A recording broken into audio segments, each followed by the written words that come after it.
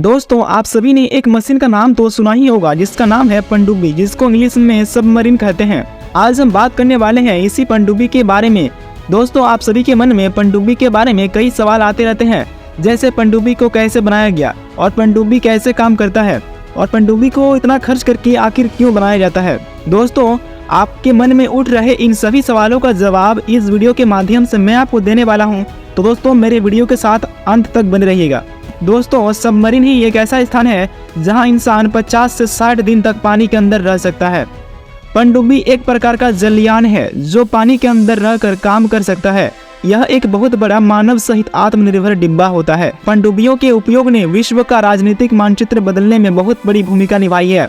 पनडुब्बियों का सबसे ज्यादा उपयोग सेना में किया जा रहा है और ये किसी भी देश की नौसेना का विशिष्ट हथियार बन गया है। पनडुब्बियां जो 19वीं शताब्दी में लोकप्रिय हुई और सबसे पहले विश्व युद्ध में इनका जमकर प्रयोग हुआ। दोस्तों, विश्व की पहली पनडुब्बी एक डच वैज्ञानिक द्वारा सन 1602 में बनाया गया और इसी को देखते हुए पहली सैनिक पनडुब्बी टर्टल को 1775 में बनाया गया। यह पानी के भीतर रहते हुए समस्त सैनिक कार्य करने में सक्षम थी और इसलिए इसके बनने के 1 वर्ष बाद ही इसे अमेरिकी क्रांति में प्रयोग में लाया गया था। 1620 से लेकर अब तक पनडुब्बियों की तकनीक और निर्माण में काफी बदलाव हो चुकी है। दोस्तों, चलिए समझते हैं कि जल में पनडुब्बियां कैसे काम करती है। शुरुआत में डीजल इंजन से चलने वाली पनडुब्बियों का इस्तेमाल किया गया था, लेकिन समय के साथ इसके अंदर कई बदलाव किए गए हैं। 1950 में परमाणु ऊर्जा से चलने वाली पनडुब्बियां को तैयार किया गया। पनडुब्बी को पानी की गहराई में ले जाने के लिए मिट्टी टैंकों में पानी भर दी जाती है और जब इसे ऊपर लाना होता है तब उसी पानी को निकाल कर उसमें हवा पास कर दिया जाता है, जिससे कि पनडुब्बी ऊपर आ जाता है। दोस्तों, आप सोच रहे होंगे कि पनडुब्बी में लोग ऑक्सीजन कैसे लेते हैं, क्योंकि पानी के अंदर लोगों को ऑक्सीजन लेना तो बहुत कठिन होता होगा। बता दें दोस्तों कि पनडुब्बी में कार्बन डाइऑक्साइड को अवशोषित करने की भी व्यवस्था होती है, ताकि पनडुब्बी के भीतर कार्बन डाइऑक्साइड ना भर जाए। ऑक्सीजन की पर्याप्त उपलब्धता के लिए पनडुब्बी में एक ऑक्सीजन टैंक भी होती है। आज की पनडुब्बियां लगभग 1300 मीटर से लेकर 1500 मीटर की गहराई तक जा सकती है। आधुनिक पनडुब्बियां कई हफ्तों या महीनों तक पानी के अंदर रह सकता है। आज की पनडुब्बियां लगभग 50 से लेकर 100 यात्री का वजन सहने में सक्षम है। यहाँ तक कि पनडुब्बी में खाने पीने और सोने जैसी भी सभी सुविधा होती है। दोस्तों, सबमरीन में खाने को फ्राई नहीं किया जाता है, वहाँ सब कुछ उबला हुआ ही खाना पड़ता है।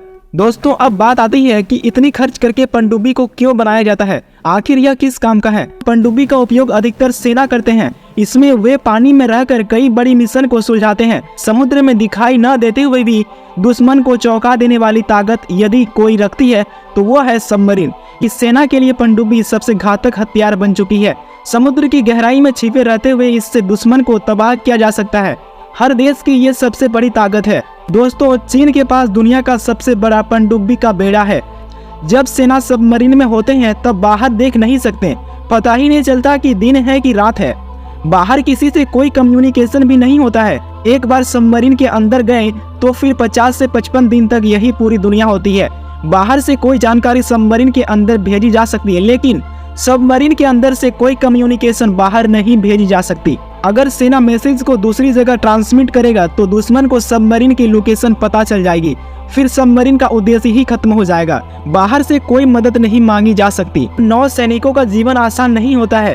इसके परिवार वाले बताते हैं कि इनकी जिंदगी बड़ी कठिन होती है। जब वो किसी मिशन पर जाते हैं तो ये मिशन 20 या 30 दिन के लिए होता है और कभी कभी तो लगातार 45 दिनों तक वो काम करते हैं।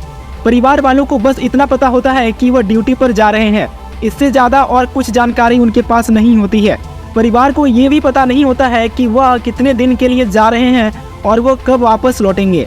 उनके अभियान की जानकारी सिर्फ नौसेना के मुख्यालय को ही होता है। नौसैनिक अपने परिवार से दूर पानी के भीतर रहते हैं। जब वो पनडुब्बी के भीतर होते हैं तो नहाना तो दूर की बात है, दाढ़ी बनाने का भी मौका नहीं मिलता है। नौसैनिक अगर 30 दिन के लिए पनडुब्बी में रहते हैं तो उन्हें मुश्किल से मुश्किल 3 बार नहाने का मौका मिलता है। बता दें कि ब्लेड जैसी चीज का इस्तेमाल करना सख्त मना है।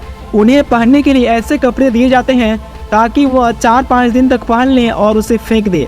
खाने के लिए उन्हें बिना तड़के की दाल, रोटी, चावल और बेहद कम मसालों वाली सादी सब्जी ही दी जाती है। पनडुब्बी जब भी समुद्र के अंदर जाती है तो उसके साथ साथ डॉक्टर और प्राथमिक चिकित्सा का सामान साथ होता है, क्योंकि अगर किसी को उल्टी या चक्कर जैसी परेशानी होती है तो तुरंत इलाज किया जा सके। पनडुब्बी में सोने के लिए 2 कंपार्टमेंट होती है। पनडुब्बी के भीतर सूरज की रोशनी नहीं पहुंच सकती है। इसके चलते जब वह समुद्र के सतह पर होती है तो बाहर आते वक्त नौसैनिकों को हाथ पैर में जकड़न जैसी समस्याओं का सामना करना पड़ता है। दोस्तों, सबमरीन में जिंदगी चुनौतियों से घिरी होती है। छोटी सी छोटी गलती बड़ी समस्या का रूप ले सकता है।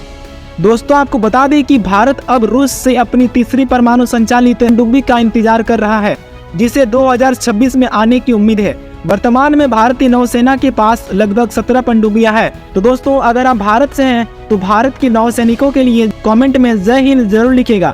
और अगर आपको हमारी वीडियो अच्छी लगी तो वीडियो को एक प्यारा सा लाइक जरूर कर दीजिएगा। और दोस्तों, बता दें कि अगर आप हमारे चैनल पर नए आए हैं तो चैनल को जरूर सब्सक्राइब कर लीजिएगा और घंटी के बेल आइकन को प्रेस कर लीजिएगा, ताकि हमारे द्वारा अपलोड किए गए वीडियो की नोटिफिकेशन आप तक जल्द पहुंचे। तो चलिए दोस्तों, मिलते हैं नेक्स्ट वीडियो के साथ। तब तक के लिए धन्यवाद और आप सभी को हमारी ओर से जय हिंद।